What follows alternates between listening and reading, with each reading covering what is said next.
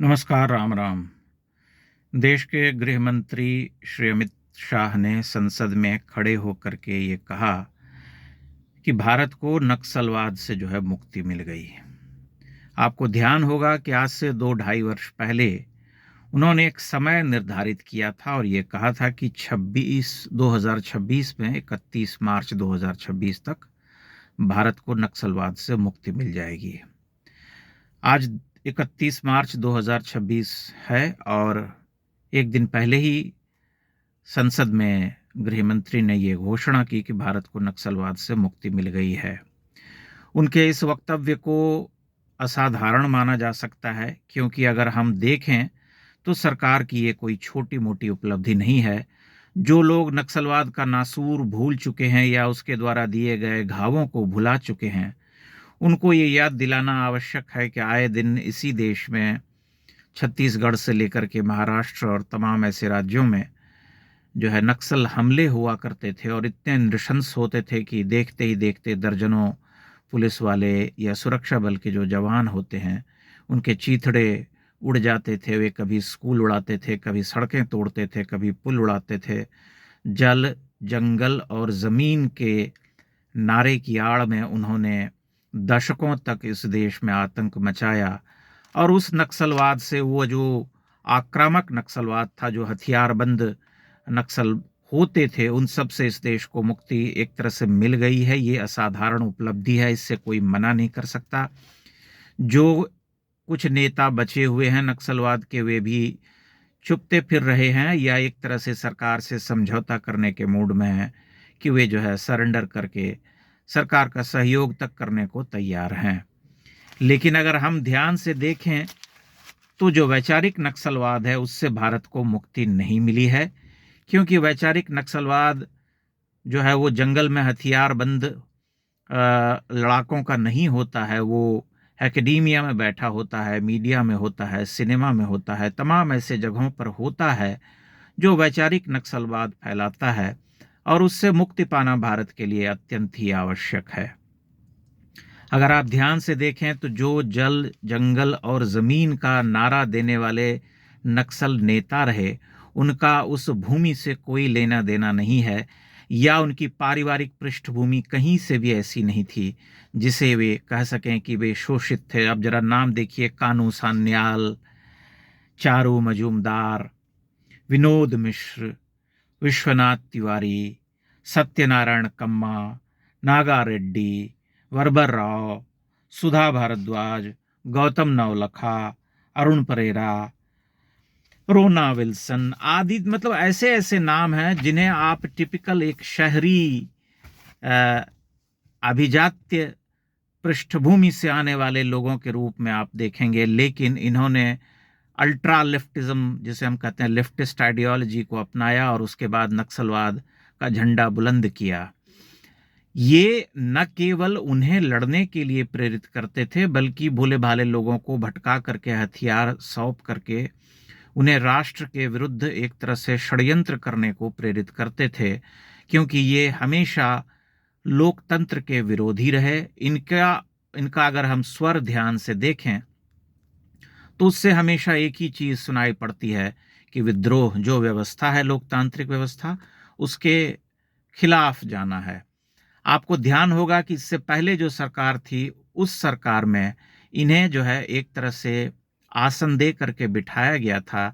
ये संसद से लेकर के तमाम ऐसी जगहों पर बिठाए गए और इन्हें गले लगा करके रखा जाता था। इसीलिए आए दिन ये हदें पार करके हमले करते थे और एक समय स्वयं उनकी जो सरकार थी वो ये कहने को बाध्य हो गई थी कि ये आतंकवाद से कहीं से भी कमजोर नहीं है या उससे कमतर नहीं है।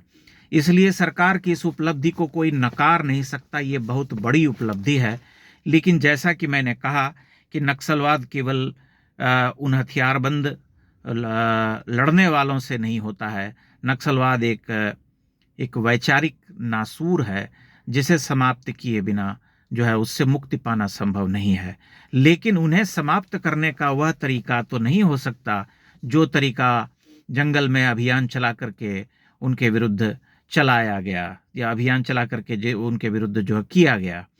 क्योंकि अगर हम किसी भी ऐसे वैचारिक नक्सली को मारेंगे तो हमारे ऊपर तत्काल प्रभाव से जो है मानवाधिकार उल्लंघन का आरोप लगेगा और देश से लेकर के विदेश तक की जो शक्तियां हैं वो छाती पीटने लगेंगी, प्रलाप करने लगेंगी। लेकिन उन्हें समाप्त करने का एकमात्र तरीका ये है कि उन्हें उन सभी संस्थानों में जहां वे बैठे हुए हैं वहां से उनका सफाया हो जाए, या उन्हें वैचारिक रूप से इतना पंगु अशक्त बना दिया जाए कि उन्हें कोई पढ़ने, देखने, सुनने वाला हो ही नहीं। धीरे धीरे ये काम हो रहा है, क्योंकि हमने ये देखा कि पाठ्यक्रम में परिवर्तन किए गए हैं, इतिहास की पुस्तकें बदली गई हैं, जो उनमें झूठ बरसों बरस तक लिख करके भारतीय समाज को भ्रमित किया गया, उससे धीरे धीरे मुक्ति मिल जाएगी। लेकिन जो वैचारिक नक्सलवाद है वह केवल इतिहास की पुस्तकों तक सीमित नहीं है, बल्कि वह तो समाज विज्ञान की पुस्तकों में भी हम देख सकते हैं, उसे हम सिनेमा में देख सकते हैं, उसे हम मीडिया में देख सकते हैं। मीडिया में बहुत सारे ऐसे लोग हैं जिन्होंने मुखौटा जो है राष्ट्रवाद का लगा रखा है, लेकिन भीतर से वे वही कट्टर नक्सलवादी हैं, घोर सरकार विरोधी हैं, घोर हिंदू विचारधारा के विरोधी हैं। इसलिए ऐसे लोगों को जब तक हम हाशिए पर नहीं ले जाएंगे या जब तक उन्हें पूर्ण रूप से निष्प्रभावी नहीं कर देंगे, तब तक हमें इस वैचारिक नक्सलवाद से मुक्ति नहीं मिल सकती। इसलिए इस वैचारिक नक्सलवाद से मुक्ति पाने का एकमात्र तरीका यह है कि भारतीय समाज इनके द्वारा रचे गए षड्यंत्रों को समझे, इनकी जो वैचारिकी है उसमें जो बद्धमूल समस्याएं हैं, जो राष्ट्र विरोधी तेवर है, जो हिंदू विरोधी तेवर है, जो भारतीय सभ्यता संस्कृति के विरोध में कही जाने वाली बातें हैं, उसको ये आइडेंटिफाई करें, उसको समझें और उस समस्या को उसी तरीके से निपटाएं ताकि इनकी वैचारिक शक्ति जो है निर्मूल हो जाए, ये पूरी तरह से समाप्त हो जाए। ऐसा जब हो पाएगा तभी हम ये मानेंगे कि भारत जो है पूर्ण रूप से नक्सलवाद से मुक्त हो चुका है, क्योंकि हम आए दिन इनके प्रभाव को देखते हैं।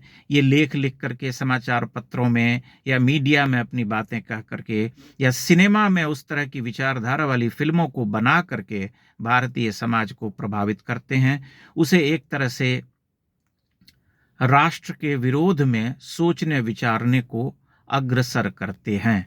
इसलिए ऐसे लोगों का सफाया उसी तरह से करना पड़ेगा जिस तरह की मैंने बात की कि इन्हें आप हाशिए पर ले आइए या इन्हें कुछ इस तरह से पंगु बना करके रख दीजिए कि आप इनको देखें ही नहीं, आप इनको सुने ही नहीं, या पढ़ें भी सुने भी तो ये समझ सकें कि ये जो कह रहे हैं उसमें कोई शक्ति नहीं है या उसका कोई आधार नहीं है। ये आप समझ लीजिए कि आज ये सरकार है तो आप नक्सलवाद से मुक्ति पाने का सपना देख रहे हैं, लेकिन जिस दिन ये सरकार चली गई उसके बाद जो सत्ता आएगी वह सत्ता उन्हें एक बार देखते ही देखते फिर से जीवन प्रदान करेगी और वे खिलखिला उठेंगे, लहलहा उठेंगे, बल्कि दुगनी तिगनी शक्ति से इस देश के ऊपर वार करेंगे। आपकी स्वतंत्रता छीनी जाएगी और इसी तरह से स्कूल में, पुलों पर और भारतीय सुरक्षा बल के जो जवान हैं उनके ऊपर हमले होते रहेंगे, जानें जाती रहेंगी, उनके परखच्चे उड़ते रहेंगे। इसलिए आप अपने आप को सुरक्षित मत समझिए। आप तभी तक सुरक्षित हैं जब तक राष्ट्रवादी विचारधारा वाली सरकार आपके साथ है। जिस दिन आपने ये साथ छोड़ दिया उसी दिन आपके लिए समस्याएं सिर उठा लेंगी और आपके जो विद्रोही तेवर हैं वे धरे के धरे रह जाएंगे, वे किसी काम नहीं आएंगे। इसे आप कोई प्रलाप या उपदेश मत समझिएगा।